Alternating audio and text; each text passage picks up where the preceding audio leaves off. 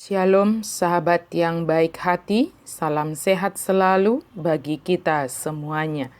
Marilah kita bersatu di dalam doa. Kasih karunia dan damai sejahtera dari Allah Bapa dan dari anaknya Tuhan Yesus Kristus kiranya menyertai kamu sekalian. Amin. Firman Tuhan bagi kita pada hari ini dari Mika 6 ayat 8.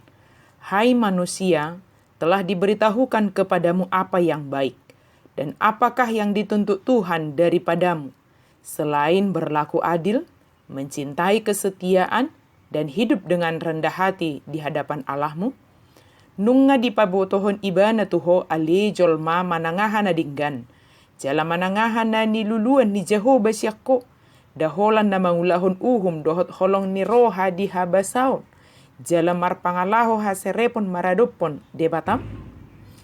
3 hal yang diminta oleh Tuhan. Biasanya kitalah yang meminta kepada Tuhan. Tetapi dalam sebuah hubungan selalu ada 2 arah. Bukan dalam artian jika kita melakukan yang diminta Tuhan, maka Tuhan melakukan seperti yang kita minta. Segala yang kita lakukan buat Tuhan adalah sebagai wujud syukur kita, terima kasih kita kepada Tuhan. Bukan menjadi sogokan agar Tuhan memberkati kita. Dalam memahami perintah, kita juga harus dengan penuh kebijaksanaan, agar kita dapat melakukannya sesuai dengan yang diharapkan Sang Pemberi perintah. Jika kita merasa kurang bijaksana dalam memahaminya, mari kita meminta kebijaksanaan dari Dia, sehingga kita akan dimampukan untuk memahami dan memiliki kemauan untuk melakukan yang diperintahkan. Hari ini dikatakan bahwa segala yang baik sudah diberitahukan kepada kita.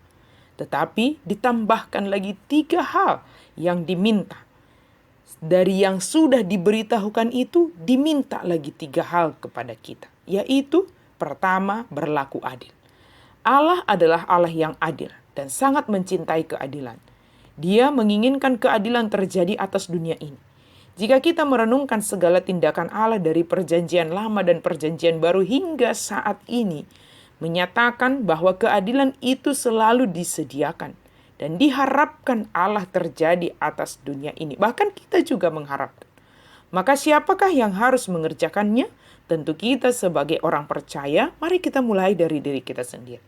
Keadilan itu setiap orang memperoleh haknya masing-masing dan melaksanakan kewajibannya masing-masing. Keadilan itu kita mulai dari hal yang sederhana dan berangkat dari keluarga kita masing-masing. Kemudian kehadiran kita di tengah masyarakat akan membawa dampak yang baik dengan berusaha adil dalam setiap tindakan perkataan kita. Yesus mati di kayu salib juga adalah sebagai bentuk kasih dan keadilan Allah dalam menebus manusia dari belenggu dosa. Saat ini, kitalah yang diminta Allah untuk menjadi pelaku keadilan. Yang kedua, mencintai kesetiaan. Allah memerintahkan kita bukan hanya sekedar setia, tetapi mencintai kesetiaan. Sebab bisa saja orang setia, tetapi dia melakukannya hanya karena aturan, bukan karena mencintai dan dorongan dari hatinya untuk setia. Sebab jika kita mencintai kesetiaan, terlebih kesetiaan kepada Tuhan, maka kita tidak akan pernah meninggalkan Dia, bahkan memikirkan untuk beralih ke ilah lain juga tidak. Mencintai kesetiaan artinya melakukan segala hal demi memperjuangkan kesetiaan tersebut. Segala hal kita lakukan demi kesetiaan kita kepada Yesus Kristus yang setia mengasihi kita. Yang ketiga, rendah hati. Pelaku keadilan, mencintai kesetiaan, dan pemberitahuan akan segala kebaikan membentuk kita menjadi pribadi yang rendah hati. Sebab kita akan semakin menyadari keberadaan kita hanyalah karena kasih karunia Yesus Kristus. Semakin dekat kita kepada Yesus Kristus yang setia mengasihi kita, maka Dia semakin membentuk kita menjadi pribadi yang rendah hati dan selalu memohon tuntunan kepada Yesus dalam melakukan tindakan, berkata-kata, bahkan berpikir. Sahabat yang diberkati Tuhan, marilah kita selalu bersedia dan memiliki kemauan melakukan segala yang baik yang telah diberitahukan kepada kita. Melakukan perintah Tuhan. Sebab semua itu adalah sebagai cara kita berterima kasih atas kebaikan dan perlindungan Tuhan bagi kita. Amin. Mari kita berdoa. Terima kasih Tuhan untuk firman-Mu. Biarlah kami senantiasa mau melakukan apa yang Engkau perintahkan dalam hidup kami.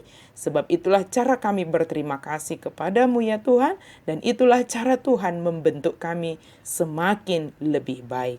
Dalam nama Yesus kami berdoa dan bersyukur. Amin.